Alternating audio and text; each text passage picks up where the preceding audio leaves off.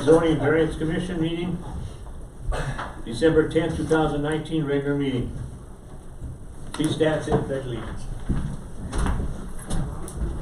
I pledge allegiance to the flag of the United States of America and to the republic for which it stands, one nation, under God, indivisible, with liberty and justice for all. Roll call. Coker, Here. Leone, Here. Monterano, Here. Norris, Here. Pritchard, Here. Spain. Here. Public comments. Any comments other than what's on the agenda? Would you please come forward? Yep. State your name. My name is Wally Wallace. I'm the Economic Development Coordinator for the City of Trinidad. And I'm actually responding to a letter you all wrote to City Council a few weeks ago about murals in town. And I have been assigned by the city to kind of come up with a policy and a plan of how to move forward with that. And I just kind of wanted to let you know what we're working towards, so you can tell us if we're going in the right direction or not. I have already talked to Wayne a little bit about it in the historic preservation meeting.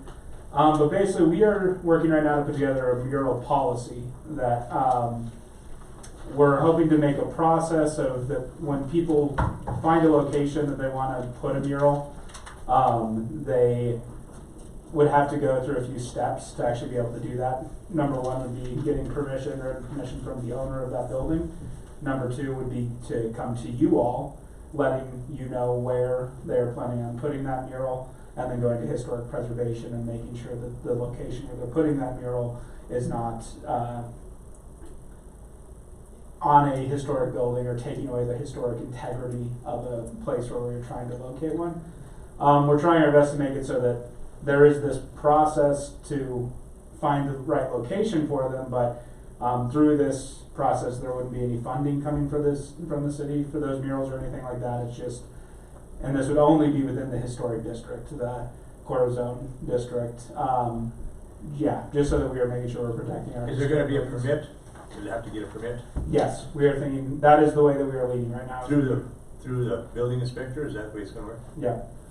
And so, yeah, and so it'd just be to go check with these three different committees to make sure that the location of that space is all right, and then pay a small fee to get a permit. Then from that point, we actually do want to create avenues to possibly get some funding from the city for these mural projects. But at that point, they would have to go to Arts and Commissions Board and ask for funding from them. And that is when there would actually be kind of a review of the content that they're trying to put on that space, that would go through the Arts and Culture Board to make sure that that piece of art will kind of fit with what our identity we want to share downtown is, if they are receiving funding. Yes? Initially, you said it would be a review committee outside of the arts and culture. Yeah, I know, yeah, and you are right. What we want to do is we want to create a subcommittee off of the Arts and Culture Board. That subcommittee is selected by Arts and Culture, and then that would be a group of artists that have been deemed professionals in the realm of creating art pieces, and that would be the committee that would approve whether they can request funding from the city. Yes. I think judging them on content will actually make us liable.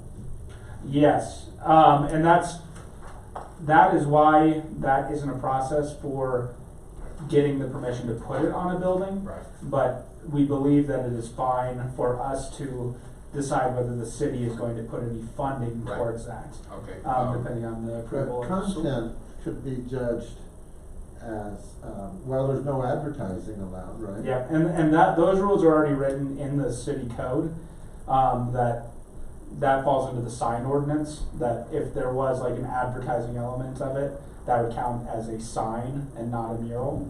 And there's already some rules written in there, like not painting on historic brick, not painting over the ghost signs. Right. And so all of that would also fall into this. Also, will we be able to receive a commitment of maintenance?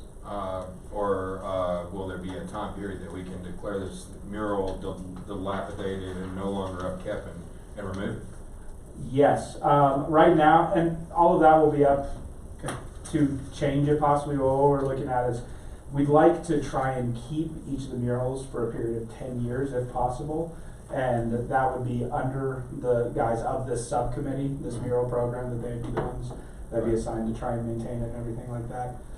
But yes, we do think that we would, we want it to be maintained. It needs some maintenance. What about size? Does size have anything? I mean, a mural is a mural. We all know they can be this big, they can be this big. But is there anything that's being talked about on, sizes of murals? Was there? I don't think there will be any standardized size that is allowed, but that will be one of the things they would bring to this committee to present what size they are planning on doing. And we've actually been looking at a couple mural policies from other cities. Most of them have been bigger cities, but the one that I have been the most impressed with is the one from Oklahoma City.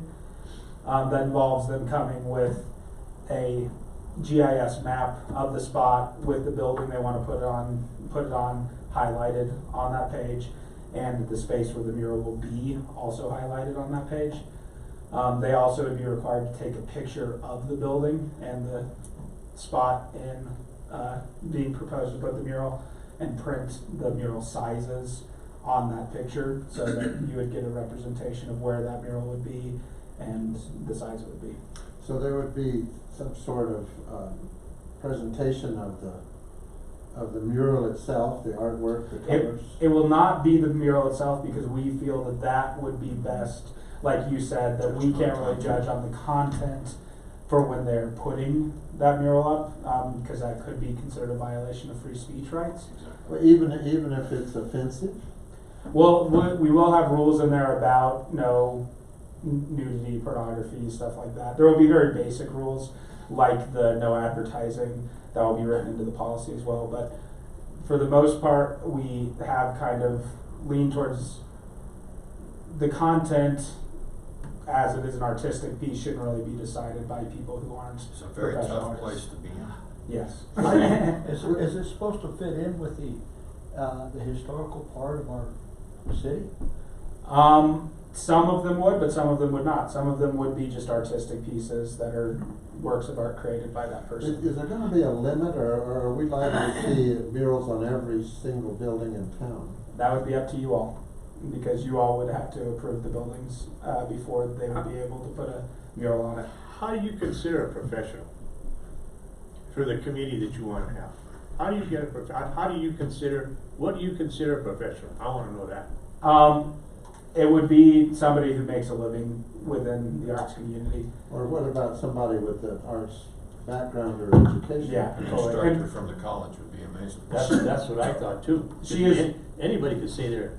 Well, no, it's. well, and she is the one I'm writing this with, is the art professor at the college. So, and she wishes she could be here today. She's actually sick today, and she would be able to better answer some of these questions. But she is the one that would be putting together the subcommittee, and yeah, she is the current art professor at Trinidad State Junior College. Could we establish a radius from a mural that once a mural goes in a certain, there can't be another one established for a block within of one that's already existing? I would prefer not to do that, because one of the main locations that we are looking at to do murals is the backside of the Safeway over here. And with that one, we'd be interested in doing multiple murals along that backside. But that would be considered one side, I would think.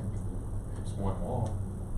Yes, but I do think we do multiple different, or there's a Design- possibility different designs, of okay. doing different murals, different artists doing those. Would there be any requirements, like Chris said, for longevity, would depend on the material used? Yeah, and that will be written in there too, that all the materials in there have to meet a certain standard that are in mind for mural projects for outdoor use and stuff like What that. about what about the cleanup? Because I do notice that there's been some murals painted on, but when you drive by or walk by, there is tons of remnants of the mural all over the sidewalk or the street. Okay. Is there gonna be some items that are set in place with that? Because I think that's kind of important. The mural was meant for the wall, not for the sidewalk. Yeah, totally. And I have not thought of that, so I will bring that up with Eileen next time I speak with her. Yeah. Just sloughing paint. Yeah, we don't want paint all over the Yeah. place for sure. Yeah, totally. And that would be partially with the materials that we were making sure they're using, that it's not material that will run off the building or anything like that. But yeah, I do think that's I something think we should consider. specifically put in there that if they do leave us in that condition, that they'll be liably responsible for the cleanup at the city's discretion. At their own expense. At their own expense, but they can't do it. Once we catch it all messed up, that's it, it's over. City's gonna clean it up, we'll put it back the way it's supposed to be, and they can pay the ticket. What about that, whoever's painting the sides of, like, Los Animas Grill, he seems to be painting all over town. Is somebody tracking him down? Eiley has spoken with him, and I don't think there will be any way for us to retro. No, but you can kind of put a stop to it, right? He would have to go through this process to paint on buildings in the historic district. So Yeah, yes. it's only in the historic district. Chairman, Yeah. Chairman, Yes. could we maybe schedule this on the agenda Yeah. for another meeting? Because this is really public comments period of the meeting. And I think this is an agenda item, city initiative that needs a lot of consideration. Totally, yeah. You wanna have a motion up here for the next meeting? No, I'm don't just have to have a asking motion? that we limit it at this point in time and schedule it on the agenda. Table it until the next meeting. Okay, I need a motion. We don't need a motion. You don't need a motion? No, because public comments are limited Okay, in time. all right. Okay, well, yeah, thank you very much, Yes. and I'd be happy to join you for the next meeting, and I'll try and bring Eiley with me as well, so she can answer some of these. I'm not an artist, so I'm not the one to answer those questions, but, Excellent. she would be, and I just wanted to let you all know that we are working on it, and would love your input and to work with you closely as we start implementing this. Thank you very much. Thank you. for your time. Have a great evening. You as well. Happy holidays. Any other public comments not listed on the agenda? If not, we'll move on. Approval of minutes. Motion to approve. Do I hear a second? Second? Motion approved. Roll call? Coker? Yes. Leone? Yes. Martorano? Yes. Norris? Yes. Pritchard? Yes. Spain? Yes. Okay, moving on.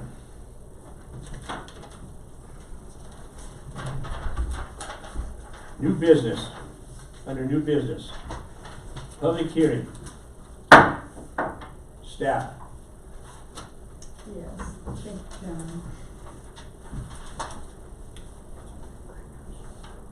The public hearing is for Herbal Garden Grove South, number 2019 RMCF 08, which is a modification of conditional use permit number 2019 RMCF 03 to allow placement of 2 cultivation greenhouses at the location of 3620 Freedom Road in Trinidad. And Terry Sanchez, on behalf of the Herbal Garden Grove South LLC, received a conditional use permit for a retail marijuana cultivation facility at this location on February 26th of 2019. At this time, the application before the commission is to modify the conditional use permit to allow placement of 2 greenhouses at the location for cultivation of retail marijuana. The greenhouses will be constructed in phases, with the first greenhouse being 18,000 square feet and the second being 15,750 square feet to be installed at a later date. Outdoor cultivation will continue on the property in the area of the future second greenhouse and the remaining property once both greenhouses are in place. Zoning of the property is industrial, which allows cultivation of marijuana. Surrounding land uses are also industrial zoning. The application complies with the Trinidad Comprehensive Plan in regard to land use, economic development, and public infrastructure and services. Public noticing was completed in compliance with requirements of municipal code. The applicant adequately addressed each item of section 14-102, the basic considerations for conditional use, addressing issues of safety, water pollution, and objectionable influences beyond the boundary of the property. Staff has determined the application is complete and recommends approval of conditional use permit number 2019 RMCF 08 with the 8 conditions listed in the complete staff report. And I'm going to go ahead and read those since some of you are having trouble with the laptops. Thank you. The first condition staff recommends is an updated security plan be filed at the Development Services Department and Trinidad Police Department prior to any change in licensing. An updated planting and maintenance plan shall be reviewed by the Development Services Department prior to issuance of certificate of occupancy for the greenhouses, to outline the specific plant variety installed along the fence and commitment to replace any plants that have failed. The updated air filtration plan shall be reviewed and approved by the city building inspector prior to issuance of a building permit or certificate of occupancy. Review of the roof runoff in the greenhouses in compliance with associated drainage requirements shall occur with the building permit as applicable. Confirmation of compliance with the building height requirement is required with the building permits for the greenhouses. While the outdoor cultivation area is intended to be reduced in size with each greenhouse installation, the total remaining outdoor cultivation area after both phases of greenhouse construction are completed shall not exceed 11,250 square feet, for a total cultivation area, outdoor and indoor combined, of 45,000 square feet.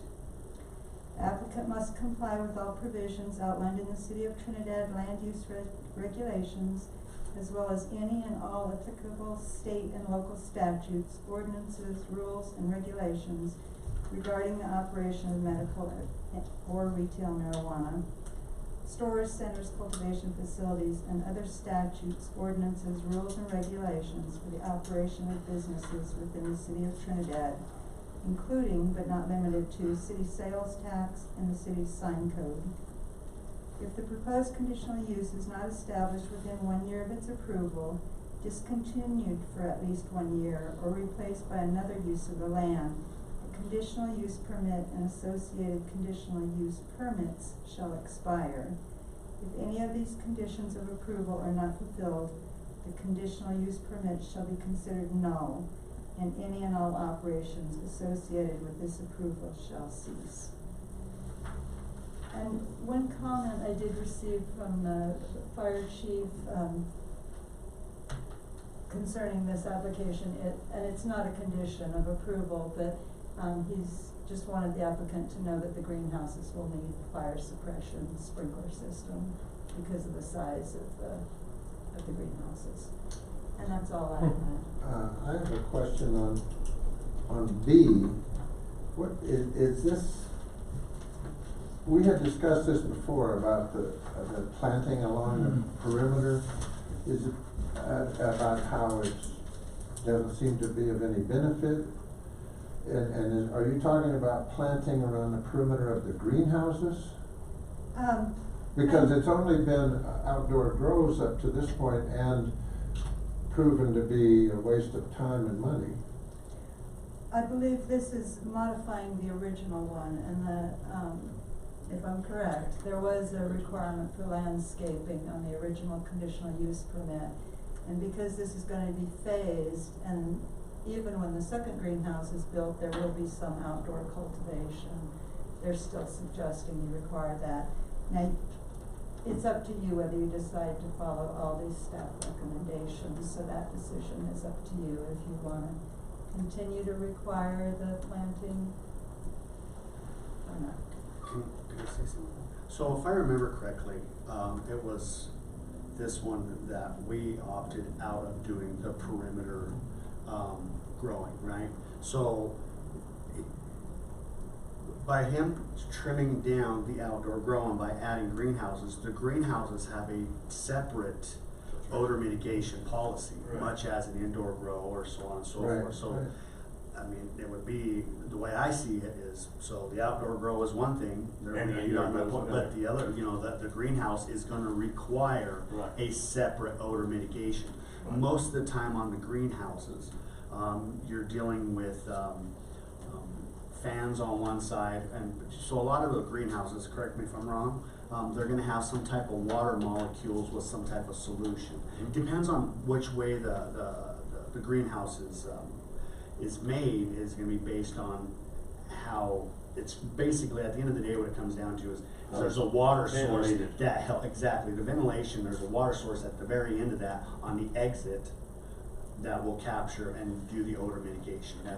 There's plenty of greenhouses around here that have similar styles, so the one, if I can reflect back, the one that would be almost right across the street, the Trinidad Harvesting, which is now Tweedleaf, they were recently added in all their odor mitigation because it was not installed at the time.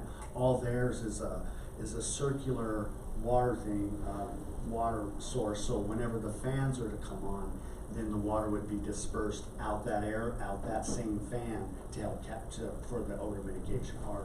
But it still doesn't address this planting outside. Chairman, can we go ahead and hear from the applicant, and then we can discuss all the conditions and? Anybody here represent this particular application? Come forward. Hello, gentlemen, my name is Terry Sanchez, and I'm here to represent Overland South.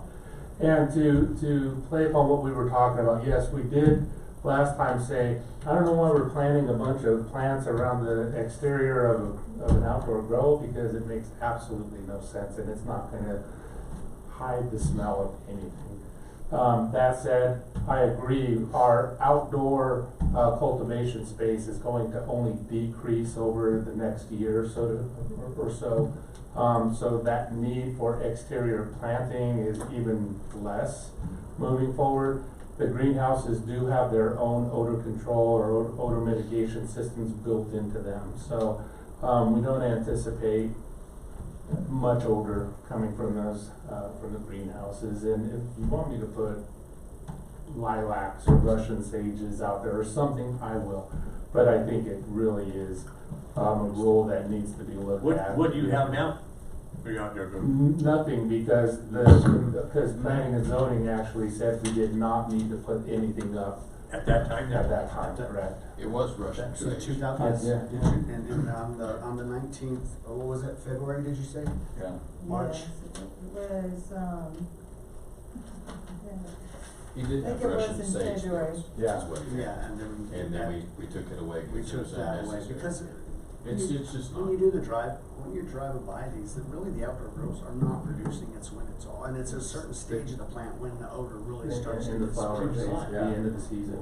It's actually the greenhouses that produce more odor. Because it's Indoors, pent up. yeah, indoors and greenhouses. And you're harvesting, or you're in flower mode Yeah. multiple times throughout the Because you have year alternate versus light just sources. one time. Right. Early freeze, huh? Yeah, well, you know, we were lucky, we anticipated, we paid attention and, you know, and ran our business and were able to harvest. We did get a late start, so the plants weren't as big as we had hoped, but, it was a very successful harvest. And, the adding greenhouses, we just realized that the way that the industry is moving and the fluctuation in wholesale marijuana costs these days it's all over the place. It went from $800 to $1,000 a pound at some point last year to, there's weed out there right now that's selling for $3,000 a pound. So if you're not vertically integrated, I don't know how long you're going to be able to sustain your business in this industry, to be honest with you. And that's the whole goal, is we need to be able to not have to purchase wholesale marijuana. These greenhouses will get us there. So that's, we said, heck with it, let's More all year growth. multiple harvests throughout the year.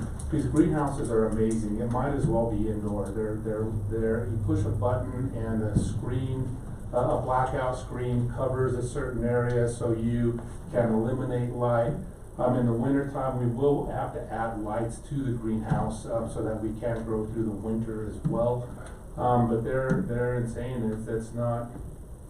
What was the reason for the outdoor grow center at the beginning? Let's get the ball rolling and let's see how it works. Basically, the outdoor grow was, the whole main purpose of that was to supply product to our extraction facility, which is located at Pueblo. And it did that. Our indoor grow in Pueblo just did not produce enough weight for us to put stuff on our shelves as well as supply the MIP. So we said we need to do something. We've been sitting on this property, not doing much with it for a few years now. So we said, let's throw outdoor out, you know, it's the easiest, cheapest way to go. So we did that, and our harvest was such that we didn't get the amount of weight that we hoped for, but we knew it was gonna be low because we started late in the season. But at the same time, the quality of the product that we produced was darn near as good as what we produce in our indoor grows. It's some of the best outdoor marijuana that anyone's seen. So we literally have been able to put that on the shelf as well. That just makes your margin a whole heck of a lot better because you didn't have to put as much money into growing that pound of marijuana or what have you. So whole purpose was just to try and sustain our extraction facility. It did that and then some. And now we realized that we better start producing all of the big dogs out there, the green solutions, the native roots, the big corporates. That's how they do it. You know, they started off when it was medical. Those are the guys that actually fought the good fight for this to happen. They had their stores raided, they had their plants cut down, they went to jail. You know, they did all of that stuff. But they had everything in place prior to recreational hitting, and that allowed them to be able to not have to go outside and purchase wholesale marijuana from some grow somewhere. Did you say it was up to $3,000 a pound? Yes, there's actually some growers out there asking for $3,000. I don't talk with them obviously because I don't think there's any marijuana worth $3,000 a pound. I don't think there's any worth $1,000 a pound, to be honest with you. But you know, it is what it is. We can grow in a greenhouse in the summertime anyway, when we're not having to turn the lights on, somewhere around less than $200 a pound, where I would have to pay $1,200, $1,400, $1,600 for that same pound if I were to have to buy it wholesale. So You would think that the price would be going down because there's so much competition. well, what happened was in 2018 and 17 and 18, the prices dropped. I mean, it was ridiculous. We were happy on our end, and we don't wholesale our own marijuana, so it didn't hurt us from the grow side. But as a result of that, because there was such oversaturation of grows out there, many of them did not renew their licenses because they couldn't make it. Unless you had a good amount of capital to sustain the dry time, so to speak, you didn't make it. Literally half the grow licenses in the state of Colorado were not renewed last year. So a lot of people just said, heck with this, it's not worth it. Just doing dispensaries. Yeah, I'm getting out of the business. And if they didn't have a dispensary, which many don't, most don't, to move their product, they're not making any money, and they're losing money literally. So the way it works with the excise tax is, as you may or may not know, every quarter the state of Colorado looks at metric and the pricing of what stuff's selling is in there. And they get an average and they say, okay, for this quarter, the price of marijuana is $1,000. That's what we want. Well, it doesn't matter what you sell it or buy it for, but the state, let's say a grow then says, okay, I'm gonna sell you marijuana for $800. Now they have to take out of that $800 another, they have to pay taxes on $1,000 because that's what's established by the state. If they were to sell it for $1,500, now they just made money and covered their taxes. But if you're not selling your marijuana for whatever, at least what the state dictates that quarter, then that tax money, that excise tax money has to come out of your pocket, out of your bottom line, basically, so your margins shrink. This year, a lot of those grows are probably saying, shoot, we should have stayed in, you know, because the price just went through the roof, so much so that most stores increased their pricing, and we were lucky enough that we didn't have to increase our pricing because we supply enough marijuana to our stores ourselves to kind of offset that. But we definitely saw a decrease in margins this year, for sure. Sorry to hear that. Well, thank you, I appreciate that, but luckily if you're running your business, like you should, you know, you should hopefully be able to weather the storms that come and go as in any other business. Absolutely. Glad to see you being productive. Thank you. And you just gotta think ahead and run your business. What it boils down to. Any other questions for Mr. Sanchez? I got a question. Why you're going to greenhouses that are gonna go well over a year, I expect, and yet we're in our CUP process, we're tied to the year. why are you tying both those together at this time instead of just doing what you can do to get done in the year and make our job easier? Well, harvest is done for the year, obviously, the season's over, and we just wanna get a jump on next year, to be honest with you. The greenhouse process and the system that we're buying into and all of that stuff, I hope to have the first one up and running with plants in it by the end of January, so that's pretty aggressive. But, we think we can do that, and if not, it'll be in February at some point, and then we could start the process. So really what it boils down to is, the quicker we're able to harvest crops in the greenhouses, the quicker our margins can start to get back to where they need to be, so it's. So you expect to complete both the greenhouses within 1 year? For sure, at least the first greenhouse, and then I think the second greenhouse will be well underway by the time we Was get that your there. question? That was my question, Oh, because my we have a But it's- 1 year time frame, and you're trying to pile more than you can possibly fit in 1 year, and that. I think, Could I, the way it is, the way it goes, if I can speak, is as long as he's working on it Right. and doing something, it's when it becomes dormant. Right. And you ain't doing nothing, then that's where that 1 year kicks in. Am I correct? that's correct. Yes, thank you, Chairman. Yes, exactly, and we may or may not have the second greenhouse up by the end of 2020. But I'm calling it 50-50 at this point, but at the very least, the foundation will have been in process. The first greenhouse will be up for sure. And then we'll be well into the construction process of the second, although as Chairman Leone said, I don't know that that's actually gonna come into play. The CUP encompasses all of it, and as long as we're moving. Right, some- as long as you're moving along. But we're gonna try like hell, cause it makes sense for us, business sense for us to have it up and running.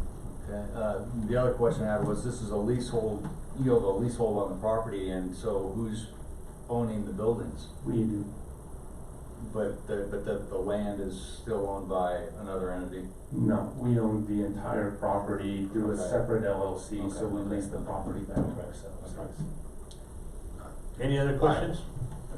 Any other questions? Just one Mark? quick one. Yes, So sir. based off the property, okay, Mhm. so your building is more offset To the right a little. to the. South. Okay, yeah. So when you're saying north and south, are they gonna be towards the back of the property line? Yes, Like so- one on the north side, like the north end of that? Correct, so this is the property right here, here's the building that's in place, it's a little bit more offset to the southern end of the southern. property.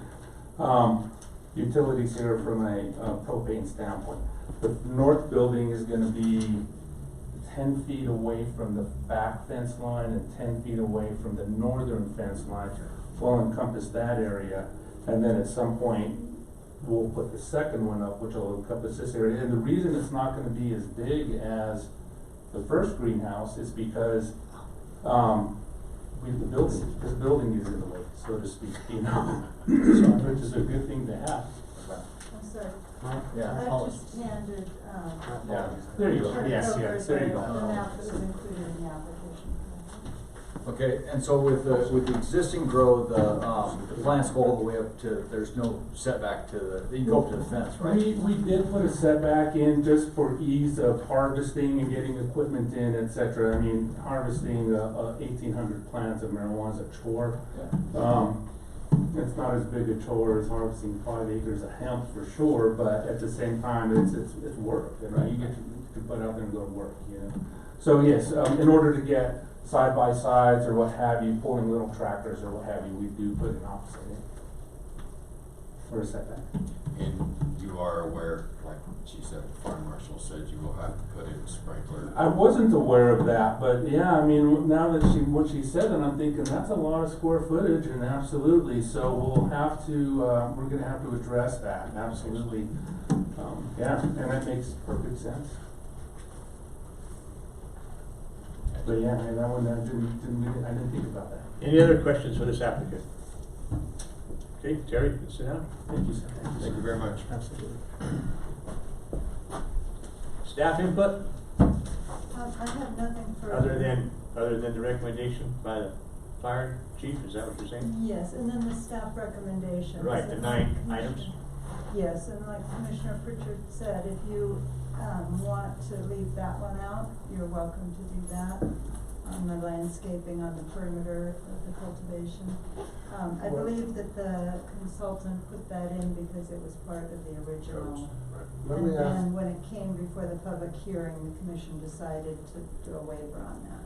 so are you talking landscaping to hide the greenhouse or landscaping for odor mitigation? For odor mitigation, the property does have screening on the fence to shield the view of the actual cultivation.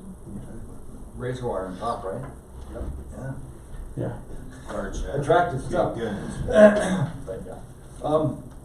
My question is not so much, it's about some of these 8, like, so we just, I think we're trying to cross off, the one that deals with that, with, Okay, let's, what's that, B? Yeah, B. let's go on with the hearing. Okay. Okay. That's only staff input you have? Yes. Okay. Anyone here to speak for or against this application? I don't see anybody. Close the hearing. Now, Questions? now we can questions. Okay. Okay, so can we cross B off? I'd like to make a motion that we, strike B from that list of 8. But approve the rest of them. Well, I have some reservations about all those because it seems like, do we need them all? I mean, Yes. some of them Yes. seem like they are already you already have to do them anyway to, like the building, like the one that talked about the height of the building. What is that, down at the bottom? It's These- already in our city code. This is already in our code. These are Can't the change the code. requirements, Okay. yeah. Okay. Those are requirements. These are the individual conditions that staff is recommending. Well, but we have an option we could accept this with no recommendations. Yes, you We could reject it, so then, if those are options, then. Okay. Staff utilizes this following a public hearing and the decision of the commission. Staff sends out a letter of certification as to the decision of the commission. And we list the conditions that the commission placed on this application. And so then when we do conditional use permits, we're also making sure that they are meeting the conditions that the commission placed on the application. I think it's important to be able to lay out clear expectation, and while some of these are listed in code, Okay. specifically, it doesn't hurt to reiterate them, that they apply to this particular application. Okay. That helps Okay. at all. Okay, Thank you. any other discussion? If not, I'll entertain a motion, and, the motion should be, if you guys wanna, whatever you wanna do, if you wanna eliminate the one for the outdoor, Yeah, or whoever makes the motion, along with the sprinkler system that's been recommended by the fire department, so however you do your. That's not, listed in here. It's not listed on Right. there, she just made Right. the comment that The fire chief said that. And the fire chief does, have to look at all building permit applications and approve them, the fire code. So whoever makes the motion, let's make it correctly. So do I have a motion? Yeah, I make a motion that we approve this application, including the city's, recommendations, eliminating B, and adding, the fire marshal's recommendation of a fire suppression system. I'll second. It's been made second. Roll call? Coker, Yes. Leoni, Yes. Materano, Yes. Norris, Yes. Pritchard, Yes. Spain. Yes. Thanks for the introduction, Terry. Absolutely, thank you, gentlemen. Good luck, Happy Mr. holidays, Sanchez. Georgie, thank you so Good much. work. Thank you guys, appreciate it, Tom, happy holidays, guys, appreciate it. We'll see you Happy again, I holidays. bet. Thank you. Okay. Moving on, training. I move that we adjourn. I'll Okay. second. Second that. Okay. Get my notes here. So last, meeting, I handed out some information on Robert's Rules of Orders and parliamentary procedure, and I just wondered if there were any questions that came up from that, or discussion that you wanna have in regard to that. I had a couple things I was gonna summarize from it, if no one has anything else. Okay. Okay, so in that information, of course it listed the quorum as a majority of the members, so more than half the members. So at the current time, we have 6 members, as long as we have, Plus one. yeah. So 4, right? More than half the members, we'd have to have, so it's, vitally important that everybody comes to our meetings. I really do appreciate that. And so, the chairman runs the meeting, and he ensures that each commissioner is allowed to discuss the motion prior to another speaking a second time. So he goes through every commissioner to make sure everyone has the opportunity to voice their opinion.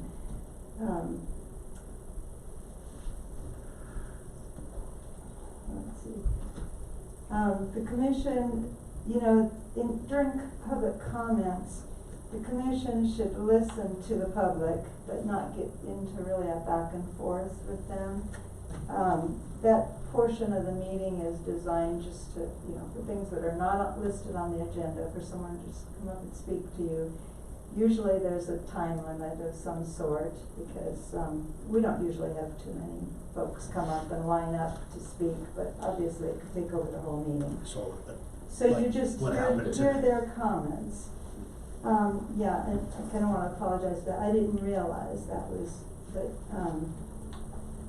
Mr. Wallace was going to be here to present that. I would have preferred if he had we put it on the agenda.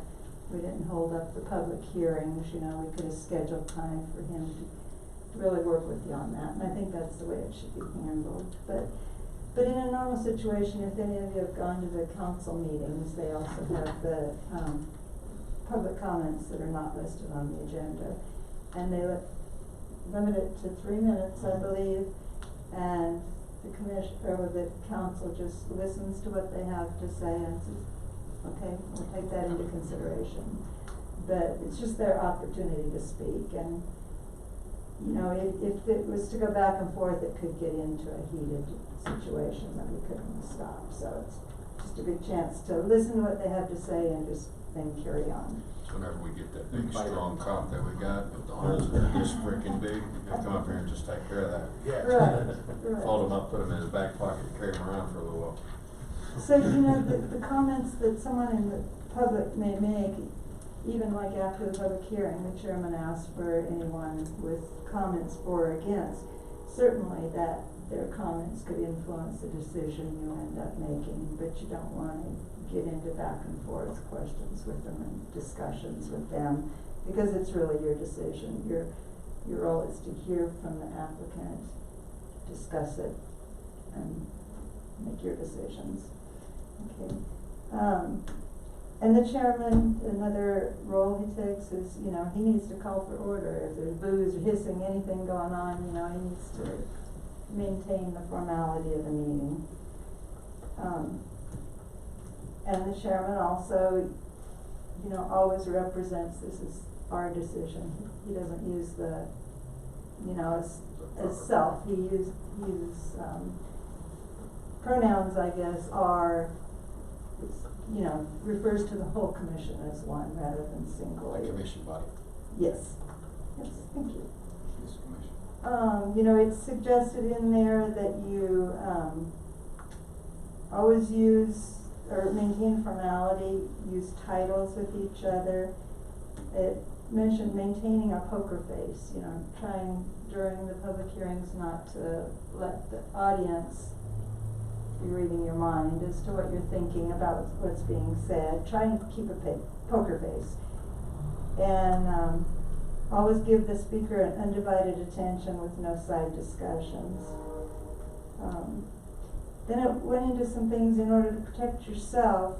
You always want to base your vote on the findings that you found in the application, the public testimony. And during the time when the commission discusses, after the chairman closes the public hearing and this discussion time, you want to be sure and kind of bring those things out. You're starting to form your decision about the way you're going to vote. Any of the findings that you notice during the thing, you want to let it be known for the record what you're basing your vote on, and that's to protect yourself. You know, you're basing your decisions on what you found to be fact in the hearing. So those were a few of them I came up with. No hearsay here. You know what, I wanna come back to that, okay, a little bit. When he came up there, okay, he wasn't on the agenda, I realize. But when he came up there and said, I already talked to Mr. Pritchard, why wouldn't he say he could have talked to all of us instead of just one person? He had gone to the Historic Preservation Commission. Oh, okay. And he was on the agenda for that meeting. Okay. And so that's, I think, what he was referring to. He hasn't spoken with you other than that in our boards and commissions. Boards and commissions, he attended that as well. Yes. But no, not outside of that, no. Yeah. So he had gone to the Historic Preservation is what he meant there. Does the historic people come demand anything on that? Well, probably not. There's a lot of various opinions on the murals, so I think he ought to have the opportunity to come and be on the agenda. I think he should too. So we're all aware that, and can maybe provide you with information that, rather than just speaking off the top of his head and you're trying to remember. And maybe that person that he's working with at the college should be here too. Yes. She's gonna try to bring in. So it's something that he's trying to, obviously there's a lot of people that want the murals, and the city feels like there needs to be some coordination of this, so. And I also think that one of the things that I picked up on there is, he said, I'm trying to do everything that Kansas City, I think that's wrong. It should be for Trinidad. Not what Kansas City, not what Lahana, not what whatever, it should be for the city of Trinidad. Well, but he's. Our district is a unique district. I think It's he's not just, like Kansas City. he's just looking for examples. I'm just saying though, it should be How for to- the city of Trinidad, But not you- Kansas City. But you can't make up regulations in a vacuum. You have to I go look for understand that, but you examples. make them for city of Trinidad. That's what he's doing, but he's just looking for examples of other cities. I think we're in a really tough spot here, I- with our hands tied already by the Supreme Court's decision that we can't judge anything on content without suppressing free speech. That's tough. Well, we could, We're a like whole in the little town. sign We can code, do what we want. in the sign code, we can do certain things. Right, We can't look at the wording, that is the free speech. Right. We can limit our signs as to where we will allow them to be placed, or the size. We can conform to certain things. And I don't wanna give the impression that I'm totally against this mural program, cause I think a handle needs to. I am. Some of them are Yeah, gonna be well, invasive. I think they're being done, so I think I there know, needs to but- get some kind of handle Right. on them. Just like I had asked him about it being historical, looking in a sort that it doesn't distort the historical downtown Trinidad. In other words, I think it should match or go along with what we have historically. I don't think it should change. Okay, and that's the part that I really have a problem with. If it's an old hillbilly type town, then it should be hillbilly type murals. See what I'm saying? And I think there's gonna be I mean, lot that's of- just a real, but right now, we have the downtown, it's a beautiful downtown. And then if you have all these murals going downtown, it's not gonna be beautiful anymore. I think that that's- city code's gonna stop that on most buildings, cause we have a rule that we can't paint on brick. So every building down there in the historical in downtown that's brick is out of limits, right? I think, Not necessarily. Yeah, no, that's off limits. We've already said, no, they have to have a CUP to touch that.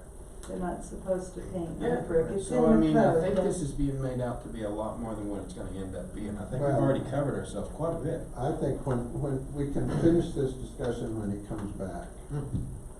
I think there's gonna be a lot of different opinions on this, and it's gonna be a while till all the details get worked out. I'm sure it'll end up being amazing. But certainly, everybody's input is important, so if he does, when he does come back, you know, be sure and let him know how you all feel about it. I think it's important for him to know.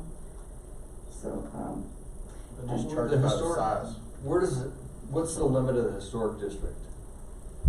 Is that I have a easy? map of Is it, that- yes. I'm looking at the map. Primarily, let me think here. So this. Main and commercial No, it starts down here at, you know, the corner here where it turns up Santa Fe Trail. Right, okay. That is included, Safeway is included in the Okay. district. This area right here, it kinda goes behind, McDonald's and Taco Bell area. It extends a little further north there and then goes over. I can I'll bring in take a my map, map. you know, to show you, but, I'm sure something like that will have I'm sure to that's come up in the meeting, because that's what we're gonna be based so I on. think there'll be a lot more discussion on it, but please, you know, let your feelings be known about it. The other thing I just wanted to point out really quickly, there were a couple of cheat sheets in there, you know, if you wanna get real formal. Some of this stuff, we're not as formal as, like this parliamentary procedure, it gets really specific, and I think we're doing a really good job. I don't think we need to get very parliamentarian at each point. We just wanna do the basics, you know, of making sure everybody's given their opportunity to speak, everybody's being heard, treating each other with respect, and, you know, using the titles, and I think that's good. But if you come up with more I questions. think that word's respect is what we really need to work. That's what we should do, we should get a sign that says polite and Put a mural in respectful. the back of the room, Polite and respectful, Be those are polite the key and words respect. for this Be room. respectful. You bet. It's just, it's Be really bad, important, son. A polite professional and respectful. it's really important in due process to be heard, to be allowed to be heard. And so it's really important not to have any side communications when somebody's speaking, because then obviously they're not being paid attention to, and we don't wanna give that impression. We always wanna give an impression that we gave them a full opportunity to make their case known, and everybody was very interested in listening and carry on, so. So I don't know if this is somewhat sufficient for now for, rules and Robert's Rules of Order training, or if there's additional things you want me to try and. No, I think our president will take care of that. Yeah, he's gonna keep us all in line for sure. Our chairperson. Chair. Okay, and so. I don't think our president is gonna do it. Training, that's all I have. I would like, No I would civility like to there. speak to something. So, Okay. Okay, Let's guys. let the chairman move through the, Okay. reports. Okay. I found a lever that I should. Oh, right there.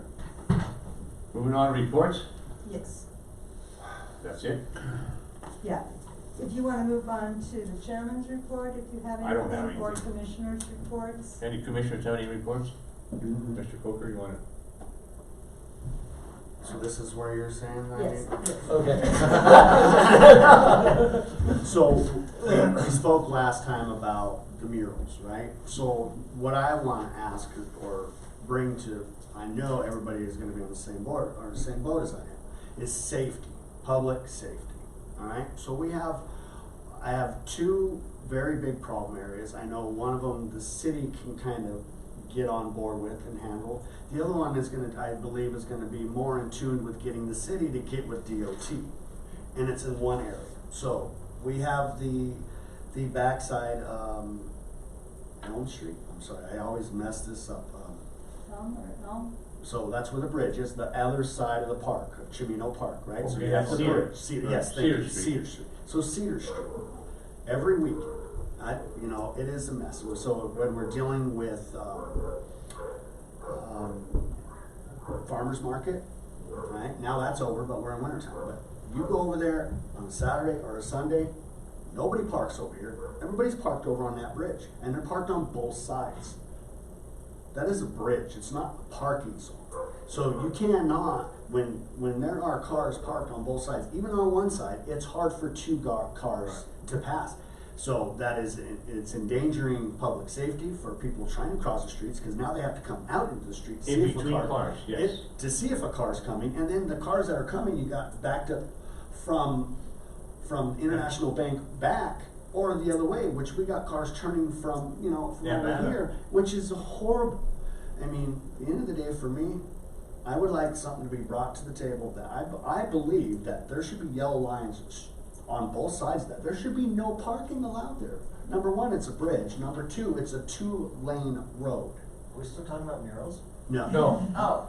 I said we talked about murals last time. Oh, okay. yeah. I think that's a very valid comment, and I will discuss that with the city manager. Now, flip side of that. So you're down to stop sign. McDonald's is right here. Cross Nevada, right? Now you're under the bridge. Flip around, come back the other way.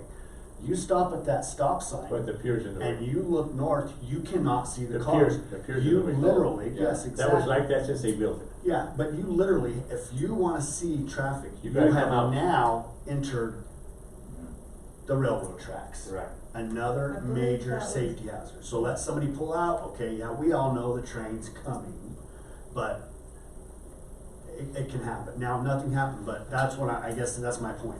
Is it gonna take a tragedy to get a problem fixed? You know, something, whether it be a light, I don't know, something needs to change about that, in my opinion. Whether that be a blinking light, like when you're in Denver, you know, then you got a red light, and then next thing you know, you got a green light. If there has to be something done differently in that area, I understand it's a it's a railroad crossing, but to me, that is a major danger. Major danger, and it's all right there in the same strip. The weekends, you can't 2 cars pass, you're worried about hitting somebody because they're coming out in between cars.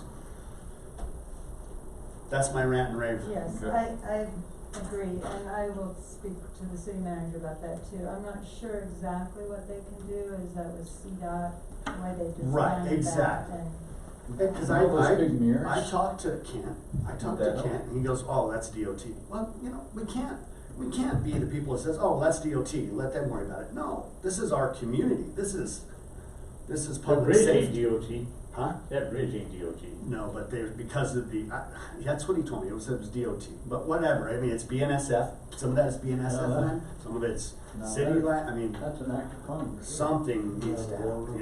It is a public safety. You know I that don't merge want something to happen to somebody. Down on Santa Fe Trail, going up the hill where the DOT kicks the trucks back that don't make it to the way station, they've run over that yield sign. That yield needs to be painted in the middle of the road. Is this actually part of our purview here? I No. think it's valid to No. make comments. That's fine. This is the development of See, the that's city, what I the don't- planning and the Up there development of it the is. city, Huh? so. That's DOT up there. Yeah. Over here, I don't know what this is, but I know the bridge ain't. But I mean. Cedar Street is not we DOT. should, we should be approaching, Valentine and Well, That's what he's talking about though. I don't know, you know, that's why I brought it up here. What is the proper channels for us to take this, because we'd here, have to go to city engineering. Well, I will discuss it with Mike Valentine and, find out what all the issues are involved, and we'll report back to you on that. Will that Fair enough, suffice? okay. I mean, I agree, I come down that street every time I leave the house and you can't see around that, you can't see it. that bridge support. You literally have to come out not once, not twice, but 3 times. Now you're actually past the stop sign, which is illegal. Well, you're in the traffic lane. You're actually in the railroad tracks to get out far enough. You're actually, the front end of your car is literally on the railroad tracks for you to get out far. Well, I'm less worried about being hit by a train than the car coming from the north. Okay, but now what if you get a ticket, because now you've exceeded the stop sign? Well, I don't know, but. But you know, I'm just saying, I mean, there's things there, there's all kinds of different underlying issues. It's not only about public safety, but there's, you know, you are breaking a law now. You literally are breaking law. Once you have impeded that stop sign, you're supposed to stop behind the stop sign, not in front of the stop sign. Okay, the way that reads is you stop behind the stop sign, and then you coach, Right. and you won't get a ticket. But you'd have to stop, yes, you're right, you have to stop there. They But make it's the it same thing on one-way. Chestnut Street. Go up Chestnut Street, come down Chestnut Street, the building Don't sticks go out. that way. You gotta go way out, half a car before you can see anybody coming off of Main Street up. Let's adjourn this. I thought that Main Street needed that. You know those big round. One way, one direction. I'm ready. Sometimes those do, So steal it. So steal it. Chairman, go down, they'll steal it. So they're stealing the bikes. Chairman, They're taking the bikes, guys. What the The two-wheel bikes, they're taking the back wheel, the front wheel off and using them on their carts. They're down the river, you can take them down the river and then throw them at the junk. Oh, you're in trouble now. I don't care. Okay. I just said one more thing before everybody left, okay? We can't leave, we haven't made a motion. Where are y'all going? I didn't roll over yet. I seconded it too, but we didn't have a vote. What I wanted to talk about, this is the last meeting of the year, and I just wanted to thank you all. It's been a challenging year for me with the changes that You've done taken great. place here. Yeah, you've done good. And I really, Excellent. Yeah. thank you, I really do appreciate that we have all of you coming and, showing up for these meetings. I know it's a real commitment to look at these applications and to be here all the time, and I really do appreciate it. So I just wanted to let you know, thank you, we made it through the year. Adjourn. All right. Merry Christmas, everyone. Happy holidays.